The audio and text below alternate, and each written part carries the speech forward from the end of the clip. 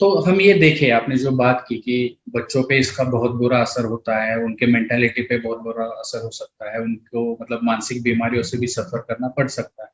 तो ये सोचते हुए कि ये इतना सीरियस है, तो पेरेंट्स उसके उसे रोकने के लिए पेरेंट्स क्या कर सकते हैं, समाज क्या कर सकता है, या फिर स्कूल में, स्पेसिफिकली स्कूल में भी ये बहुत बार होता है। हमने बहुत केसेस हाल ही में देखे कि टीचर ने बच्चों के साथ ऐसे बर्ताव किया, फिर लैंगिक शोषण किया। तो स्कूल में क्या किया जा सकता है, समाज इसके लिए क्या कर सकता है, और पेरेंट्स इसके लिए, इसको रोकने के लिए क्या कर सकते अच्छा। अभी पेरेंट्स इसके लिए घर में बच्चों को स्कूल में तो गुड टच और बैड टच ये सिखाते हैं, मतलब सुरक्षित स्पर्श और असुरक्षित स्पर्श। ये बहुत बार स्कूल में ही सिखाया जाता है, लेकिन वो उसका फॉलोअप नहीं होता है। फॉलोअप मतलब क्या कि अगर कोई चीज हमें बताई अभी, तो हम एक साल बाद भूल जाते हैं, या हम उसे अप्लाई करना नहीं जानते। एक साल बाद शायद हम भूल जाते हैं कि हमने क्या एक साल पहले पढ़ा है। तो ये थोड़ा सा फ्रिक्वेंटली होना जरूरी है। ये काम पेरेंट्स घर में कर सकते हैं। अभी बच्चों को ये कब चालू करें सिखाना, ये अगर कोई पेरेंट पूछे तो 5 साल का उम्र और उससे ज्यादा, यहाँ पे हमें ये सिखाना जरूरी होता है कि जब बच्चा, ये नाक है, ये आंख है, ये कान है, जब बोलने लगता है तभी से ये एजुकेशन चालू हो जाता है। हमें उनके निजी अंगों का नाम भी उन्हें बताना जरूरी है।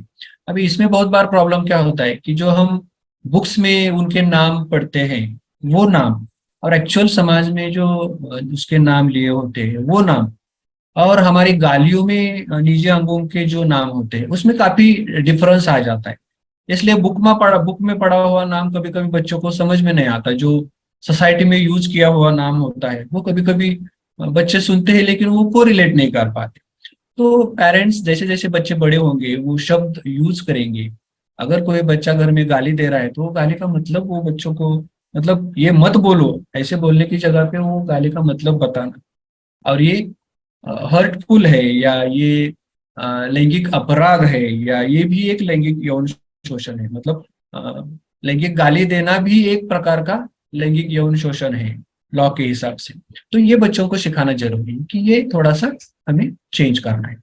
दूसरी चीज ये है कि जब पेरेंट्स बच्चे को नहाते हैं या कपड़े बदलते हैं, तो उस टाइम में उसका रिवीजन लेना काफी जरूरी है। रिवीजन जरूरी नहीं कि हर रोज ले, लेकिन महीने में एक बार तो उन्हें बताना जरूरी है कि ये इंसान के प्राइवेट या निजी अंग है, और इनके बारे में इनको कोई घूर के देखे, या इनको कोई टच करने की कोशिश करे, या इनको कोई नूड करने की कोशिश करे, तो आपको काफी सतर्क होना जरूरी है। आप सेफ नहीं है ये समझ लेना जरूरी है, और आपको सेफ होने के लिए कुछ तो करना जरूरी है। तो कुछ करना जरूरी है, इसमें फिर उन्हें जो वैयक्तिक सुरक्षा के कुछ नियम है वो उन्हें बताना जरूरी है। पहली चीज तो नियम 1 बताना है उनको कि अगर कोई आपके निजी अंगों की तरफ घूर के देख रहा है, या उनको टच करने की कोशिश कर रहा है, या फिर उनके ऊपर के कपड़े निकालने की कोशिश कर रहा है, या फिर वो व्यक्ति अपने खुद के निजी अंग दिखाने की कोशिश कर रहा है, तो उस टाइम सतर्क होना है कि हम असुरक्षित है, लैंगिक रूप से हम असुरक्षित है, हमें मदद लेनी चाहिए। और जब हम असुरक्षित होते हैं या अनसेफ होते हैं तो हम क्या होते हैं, फियरफुल हो जाते हैं। फियर में हमें एक ही करना है, बहुत जोर से चिल्लाना है, ना या नो, या जस्ट चिल्लाना है, धक्का देना है और भाग जाना है। भाग कहाँ जाना है? सुरक्षित प्लेस में।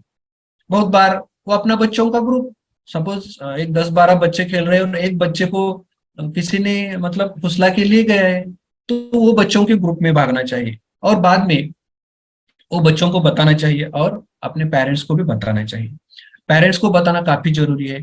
पेरेंट्स को अगर बताए, या स्कूल में है तो टीचर्स को बताए, या अगर कहीं और है तो अपने जो ट्रस्टेड, मतलब जिस पर वो बच्चा यकीन करता है उस आदमी को उसने बोलना चाहिए। इसलिए पहले ही बच्चे से बात करनी जरूरी है कि अगर तुम्हें इमरजेंसी है या फिर तुम डेंजर में हो तो तुम किससे बोलोगे, किससे बात करोगे। तो बहुत बार बच्चे मम्मी पापा या अपने दादी या दादा, ऐसे कोई रहता है, बड़ी बहन बड़ा भाई, ऐसे इन्हीं के नाम लेते हैं, तो उनके साथ उन्होंने ये बात करनी चाहिए कि ऐसा ऐसा हो गया। उसको छुपाना मतलब अच्छी बात नहीं है। ये उसके आरोग्य के लिए भी हानिकारक है, और भविष्य में किसी और बच्चे के लिए भी हानिकारक हो सकता है। इसलिए good touch bad touch parents ने घर में ही सिखाना जरूरी है, हर बच्चे को सिखाना जरूरी है, irrespective of his gender, age, whatever. ये बेटे काफी जरूरी है। बहुत अच्छा इंफॉर्मेशन आपने दिया है, और आपने स्पेसिफिकली जो रिस्पॉन्स के बारे में बात की कि बच्चों ने ऐसे सिचुएशन में क्या करना चाहिए, ये बच्चों को बताना जरूरी है, वो बहुत इंपॉर्टेंट है। और मैं थोड़ा सा ऑडियंस के लिए एक एग्जांपल देके कि बच्चे जो 5 6 7 साल के होते हैं उनको ये समझ में नहीं आता, तो हम उनको एक एग्जांपल्स जो नेचर में है वो दे सकते हैं कि जब हम पंछी को डिस्टर्ब करते हैं तो पंछी क्या करता है, हम कुत्ते को डिस्टर्ब करते हैं तो कुत्ता क्या करता है, और हम अगर कछुए को, टॉर्टाइस को डिस्टर्ब करते तो वो क्या करता है। तो ये एग्जांपल देंगे तो उनको बहुत अच्छी तरह से समझ में आता है।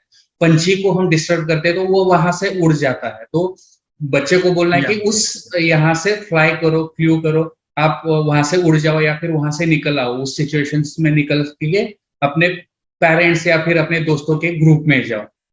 दूसरा जो रिस्पॉन्स है कुत्ते का रिस्पॉन्स, अगर कुत्ते को इनसिक्योर किया जाता है, डिस्टर्ब किया जाता है, वो जोर से भूखता है, चिल्लाता है, और हम चिल्लाते हैं तो हम खुद डर के मारे वहां से निकल जाते हैं। तो हम ऐसे अगर जोर से चिल्लाएंगे, नहीं बोलेंगे, नो बोलेंगे, या फिर उसके ऊपर मैं माँ को बताऊंगी, मैं पिताजी को बताऊंगी, अगर मैं टीचर को बताऊंगी, ये जब हम बात करेंगे, जोर से बोलेंगे, कॉन्फिडेंस से बोलेंगे, तो वो वहां से निकल आएगा। अगर हम डरे सहमे रहेंगे, कुत्ते जैसे अपना पूंछ चुप के दब जाता है, तो फिर और लोग उसको डिस्टर्ब करते हैं। तो इस तरह से ना करके हमको चिल्लाना जरूरी है, जोर से ना बोलना जरूरी है। तीसरा जो है कछुआ जैसे अपने जो शेल होता है, शेल में घुस जाता है। तो ये जो शेल सर ने बात की कि हमारी माँ हो सकते हैं, पिताजी हो सकते हैं, दादा दादी हो सकते हैं, या फिर कई बार हमको, अगर हम बड़े हैं 10 12 साल के, तो हम पुलिस के पास भी हम इस बारे में वो प्रोटेक्शन सेल शेल उनको बना सकते हैं, और या फिर उसको बोल सकते हैं। तो ये बहुत बड़ी बात सर आपने की है, और वो मुझे लगता है कि हर पेरेंट्स ने अपने बच्चों को,